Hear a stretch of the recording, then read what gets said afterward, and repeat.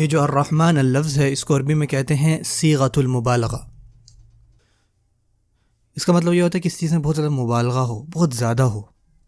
مثال کے طور پر اگر آپ پیاسے ہیں، آپ کو پیاس لگی ہے تو ایک بات ہے، یا آپ یہ کہیں یار آپ غصے میں ہیں تو ایک بات ہے، جسے آپ غاضب کہتے ہیں عربی میں، ٹھیک ہے، اور پیاسے کو آتش کہتے ہیں.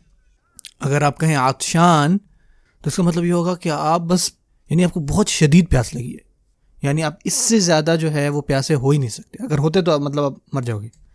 اسی طرح غاضب جو ہے وہ غصے والے کو کہتے ہیں. لیکن جب آپ کہیں غضبان تو اس کا معنی ہوتا ہے اگر آپ اس سے زیادہ غصے میں آئے نا تو آپ پھٹ جائیں گے. یعنی آپ کہتے ہیں بعض اوقات ہم کہتے ہیں غصے میں پھٹ گیا، وہ شدید غصہ. اب دیکھیں اللہ تعالیٰ قرآن فرماتے ہیں الرحمن. آپ پتہ اس کا معنی کیا ہوتا ہے؟ اس کا مطلب ہوتا ہے ایسا رحمان جو بہت رحم کرنے والا ہے، جس کی حد ہے ہی نہیں کوئی. ایک اور چیز جو اس کے لغوی معنوں میں آتی ہے الرحمن میں، کیونکہ یہ صیغۃ المبالغہ ہے، کچھ گرامر والوں کے مطابق جو اوریجن ہے نا اس لفظ کا، یہ اسم الفاعل ہے. یعنی اس کا مطلب یہ ہے کہ یہ چیز ابھی ہو رہی ہے، اس وقت. یہ بات الگ ہے کہ آپ یہ کہیں کہ اللہ تعالیٰ کیئر کرتے ہیں، یا آپ کہیں کہ اللہ تعالیٰ محبت کرنے والے ہیں، یا آپ یہ کہیں کہ اللہ تعالیٰ ہماری حفاظت کرتے ہیں. لیکن جب آپ یہ کہتے ہیں نا کہ اللہ تعالیٰ میری حفاظت کر رہے ہیں، کب؟ اسی وقت. اللہ تعالیٰ میرا خیال رکھ رہے ہیں اس وقت. اللہ تعالیٰ کنسرن ہے مجھ سے اس وقت، تو وہ اس میں معنی آتا ہے.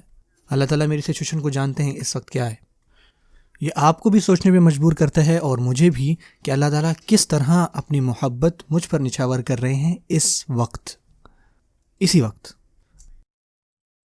ہم میں سے ہر کسی کے مسئلے ہیں، ہر کسی کے، اور ہم اپنے مسئلوں کے بارے میں ہر وقت سوچ رہے ہوتے ہیں. لیکن ہم الرحمن کے بارے میں ہر وقت نہیں سوچ رہے ہوتے. ہم ہمیشہ اپنے مسئلوں کے بارے میں سوچ رہے ہوتے ہیں. ہم یہ نہیں سوچتے کہ اللہ تعالیٰ نے کتنے مسئلوں کو ہم سے دور کر دیا، کیونکہ یہ انسان کی نیچر ہے. ہم قدردان نہیں ہیں ان چیزوں کی جو ہمارے پاس ہیں.